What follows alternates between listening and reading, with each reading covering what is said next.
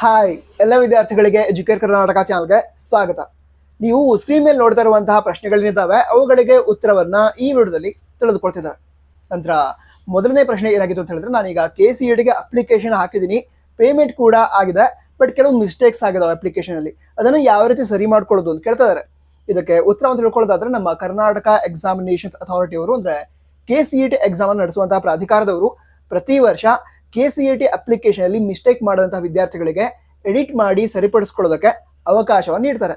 ಅದಕ್ಕೆ ಡೇಟ್ಸ್ ಅನ್ನು ಅನೌನ್ಸ್ ಮಾಡ್ತಾರೆ. ಇಂತಹ ಡೇಟ್ ನಿಂದ ಇಲ್ಲಿಯವರೆಗೆ ವಿದ್ಯಾರ್ಥಿಗಳು ಅಪ್ಲಿಕೇಶನ್ ಅಲ್ಲಿ ಎಡಿಟಿಂಗ್ ಮಾಡಬಹುದು ಅಂತ.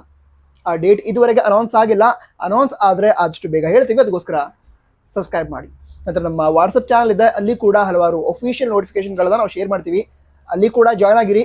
ಲಿಂಕ್ ಡಿಸ್ಕ್ರಿಪ್ಷನ್ ಅದ್ರ ರೀತಿ ಟಾಪ್ ಕಾಮೆಂಟ್ ಬಾಕ್ಸ್ ಅಲ್ಲಿ ಇರುತ್ತೆ. ಸರಿನಾ?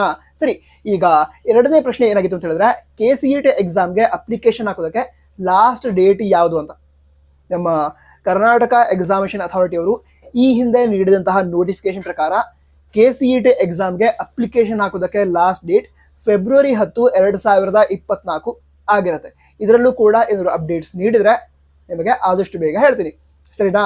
ನಂತರ ಮತ್ತೊಂದು ವಿದ್ಯಾರ್ಥಿ ಕೇಳಿದಂತಹ ಪ್ರಶ್ನೆ ಏನಾಗಿತ್ತು ಅಂತ ಹೇಳಿದ್ರೆ, ಈಗ KCET ಎಕ್ಸಾಮ್ ಏನಿದೆ ಅದಕ್ಕೆ ಲೇಟ್ ಆಗಿ ಅಪ್ಲಿಕೇಶನ್ ಹಾಕಿದ್ರೆ ನಡೆಯುತ್ತಾ ಅಂತ ಕೇಳಿದ್ರು. ಅಂದ್ರೆ ಲೇಟ್ ಆಗಿ ಅಪ್ಲಿಕೇಶನ್ ಹಾಕೋದ್ರಿಂದ ಏನು ಪ್ರಾಬ್ಲಮ್ ಆಗತ್ತಾ ಅಂತ ಕೇಳಿದ್ರು. ಏನೂ ಪ್ರಾಬ್ಲಮ್ ಆಗಲ್ಲ, ಬಟ್ ಲಾಸ್ಟ್ ಡೇಟ್ ಏನಿದೆ ಅದಕ್ಕಿಂತ ಮೊದಲು ಅಪ್ಲಿಕೇಶನ್ ಹಾಕಬೇಕು ಅಷ್ಟೇ. ಇವೀಗ ಫೆಬ್ರವರಿ 10ಕ್ಕೆ ಲಾಸ್ಟ್ ಡೇಟ್ ಅಂತ ಹೇಳಿದ್ರೆ ಅವತ್ತು ಅಪ್ಲಿಕೇಶನ್ ಹಾಕಿದ್ರು ಕೂಡ ಏನೂ ಪ್ರಾಬ್ಲಮ್ ಇಲ್ಲ. ಬಟ್ ಲಾಸ್ಟ್ ಡೇಟ್ ಮುಗಿಯೋದ್ರ ಒಳಗಡೆ ವಿದ್ಯಾರ್ಥಿಗಳು ಅಪ್ಲಿಕೇಶನ್ ಅನ್ನ ಹಾಕಬೇಕು.